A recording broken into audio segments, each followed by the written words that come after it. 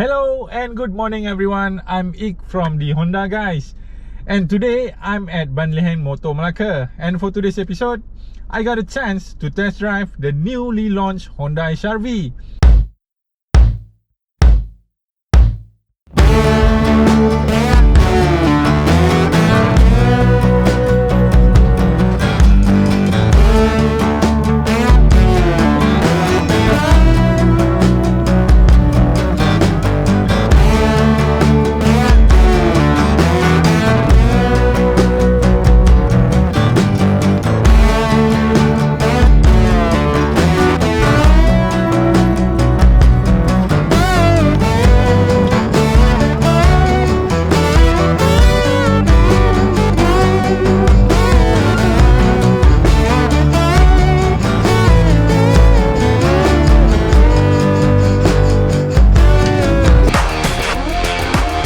Before we proceed, I need you guys to subscribe to our channel and comment hashtag THG giveaway to join our giveaway contest and win the Samsung Watch 4.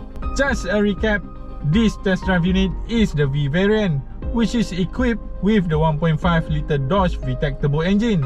That is the same unit as the one in Honda Civic, but has been tuned down to 178 horsepower and 240 Nm of torque.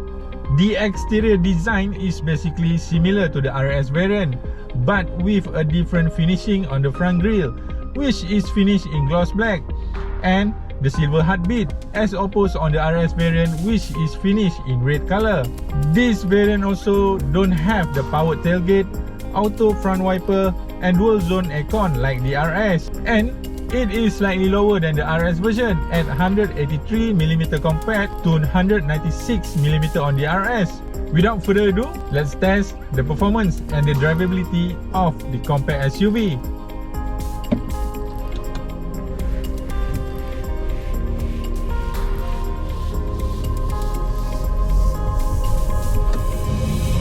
Let's start with the performance.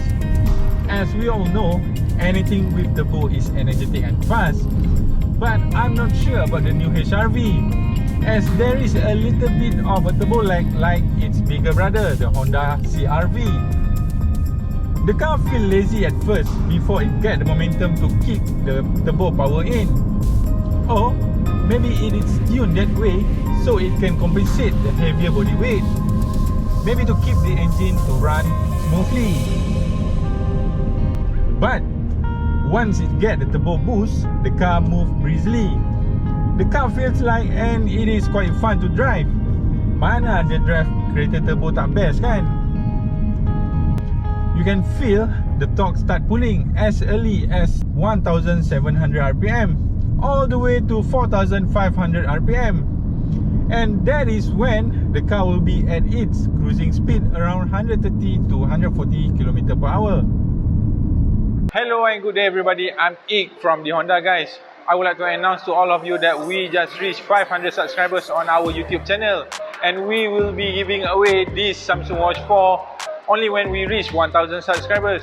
To join this giveaway contest, first you need to subscribe to our channel, and second, comment THG giveaway on our upcoming video, and third, share this video to your friends and families. So what are you guys waiting for? Do it now. To overtake, fret not. The new HR-V is equipped with the pedal shifter, and when you need extra boost to overtake, just shift down and it will go. For the suspension side, the front is using the McPherson strut, while the rear is using the torsion beam setup. As I mentioned in our Honda City hatchback video, not all torsion beam setup are bad. The famous Honda Civic FK2 and the Renault Megane RS are also using the similar setup.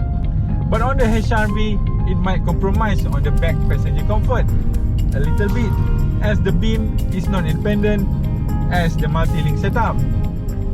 And I believe it has been compensated by having a taller ground clearance, so the suspension will dampen the moving part. But don't get me wrong, I used to have Proton Suprema S, and that car handling is superb in my opinion. But if you were seated at the back, I wish you good luck if the driver decided to take you on the B road. And the Proton Suprema S is using the multi-link setup at the back. So my point here is, just because the car uses multi-link setup, it doesn't make the car superior in terms of handling and comfort. And for the HRV, I guess it is good enough for a normal family car.